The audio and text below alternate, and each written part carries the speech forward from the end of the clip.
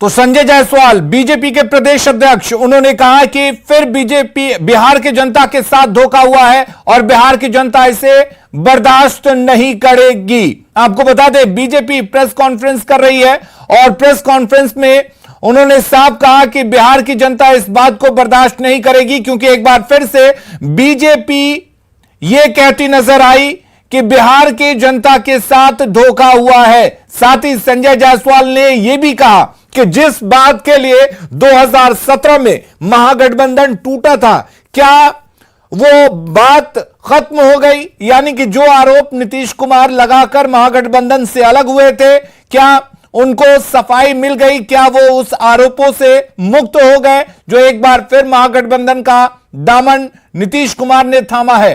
साथ ही यह भी कहा कि बिहार की जनता के साथ जो धोखा हुआ है उसे बिहार की जनता बर्दाश्त नहीं करेगी। तो नीतीश से बीजेपी ने सवाल किया है कि तेजस्वी का क्या भ्रष्टाचार खत्म हो गया है? जो भ्रष्टाचार के आरोप 2017 में लगे थे, जिसके बाद नीतीश कुमार महागठबंधन से अलग होकर बीजेपी के साथ आए थे, क्या वो भ्रष्टाचार खत्म हो गया? इस सवाल का जवाब उन्होंने नीतीश कुमार से पूछा और कहा कि नीतीश कुमार इस बात का जवाब दें। और सवाल यह कि तेजस्वी का क्या भ्रष्टाचार खत्म हो चुका है? बीजेपी ने यह कहा कि बिहार की जनता के साथ धोखा हुआ है। शैलेंद्र हमारे साथ जुड़े हुए हैं। शैलेंद्र, नीतीश कुमार से सवाल पूछा गया है कि तेजस्वी के ऊपर 2017 में जो भ्रष्टाचार के आरोप लगे थे, क्या वो भ्रष्टाचार खत्म हो गया जो एक बार फिर से नीतीश कुमार महागठबंधन के साथ चले गए हैं? तो क्या यह बात लेकर, यह पॉइंट लेकर जनता के बीच जाने की तैयारी में है बीजेपी?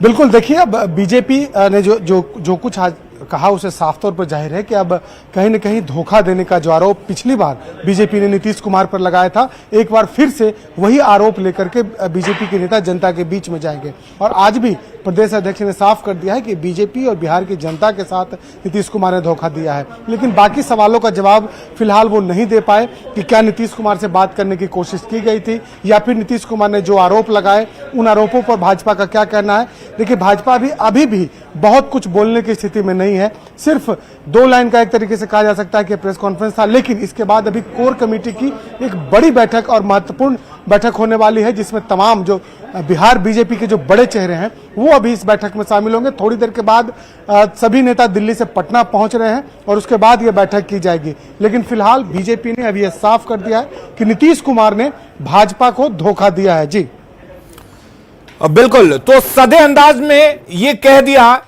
कि जो धोखा 2015 में दिया गया था या 2017 में दिया गया था या उसके बाद दिया गया, वो एक बार फिर से बिहार की जनता को मिला है।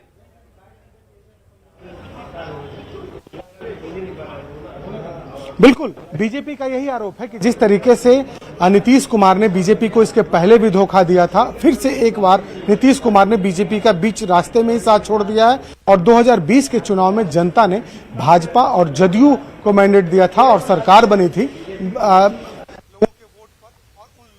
भी नीतीश कुमार ने धोखा दिया है और बीजेपी के साथ भी धोखा दिया। मतलब साफ है, देखिए, अब भाजपा की एक नई रणनीति होगी और लोगों के बीच में जाने की रणनीति होगी। फिलहाल जो अभी हुआ है उस पर मंथन होगा, लेकिन इतना तय है कि अब बीजेपी के तमाम जो नेता हैं वो अब लोगों के बीच में इस बात को लेकर जाएंगे कि नीतीश कुमार ने एक बार नहीं बल्कि 2 बार इस तरीके से भाजपा को धोखा दिया। साथ में आए, सब कुछ हुआ, सरकार अच्छे से चली और अचानक से साथ छोड़ करके आरजेडी के साथ चले गए। ये पहली दफा नहीं है, इसके पहले भी हो चुका है। हालांकि यह कयास कई दिनों से लगाए जा रहे थे, लेकिन आज उसके परिणाम आ गए हैं और अब बीजेपी के भी तेवर कहीं न कहीं तल्ख हैं और आरोप नीतीश कुमार पर सीधा है कि नीतीश कुमार ने भाजपा को एक बार फिर धोखा दिया है, एक बार फिर से विश्वासघात किया है। और कहीं न कहीं जिस तरीके से पिछली दफा जब नीतीश कुमार और बीजेपी एनडीए 1 में कहा जा सकता है कि एक साथ थे और उसके बाद नीतीश कुमार ने जब साथ छोड़ा था और उस वक्त जिस तरीके से बीजेपी के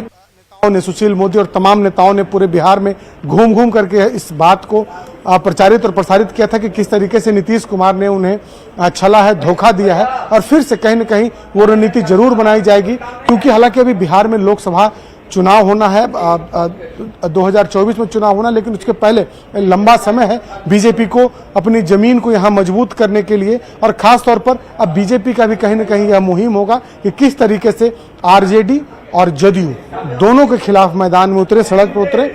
क्या निर्णय होता है कोर कमेटी की बैठक में भी बहुत कुछ तय होगा। आगे की रणनीति क्या होनी चाहिए, क्या होगी, ये कोर कमेटी की बैठक में तय किया जाएगा। लेकिन फिलहाल बीजेपी ने साफ कर दिया है कि बीजेपी को नीतीश कुमार ने एक बार फिर से धोखा दिया है। जी बिल्कुल शैलेंद्र, आपके पास लौटेंगे, लेकिन संजय जायसवाल ने क्या कुछ कहा प्रेस कॉन्फ्रेंस में, एक बार फिर से सुनवाते हैं। जो मेजॉरिटी और मैंडेट था वह एनडीए में भाजपा और जनता दल यूनाइटेड को जनता ने मैंडेट दिया था। हम 74 सीट जीतने में कामयाब हुए थे।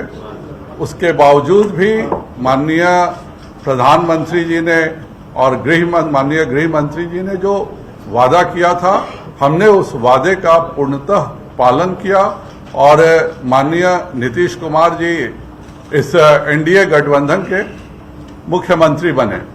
आज जो कुछ भी हुआ है वह बिहार की जनता के साथ और भाजपा के साथ धोखा है। यह पूरे उस मैंडेट का उल्लंघन है जो मैंडेट बिहार की जनता ने दिया था।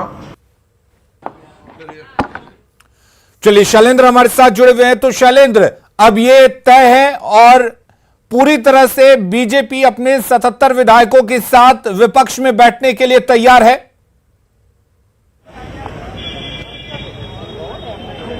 बिल्कुल कहा जा सकता है कि और एक मजबूत विपक्ष होगा भाजपा का, क्योंकि संख्या बल काफी अधिक है। और देखिए बीजेपी कार्यालय की हम तस्वीर दिखाते हैं, गहमा गहमी की स्थिति है।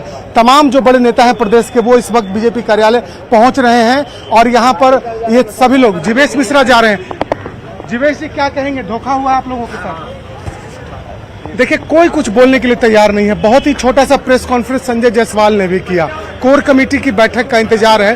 कोर कमेटी की बैठक में तय होगा कि आगे की क्या रणनीति है। शैलेंद्र आपके पास लौटेंगे।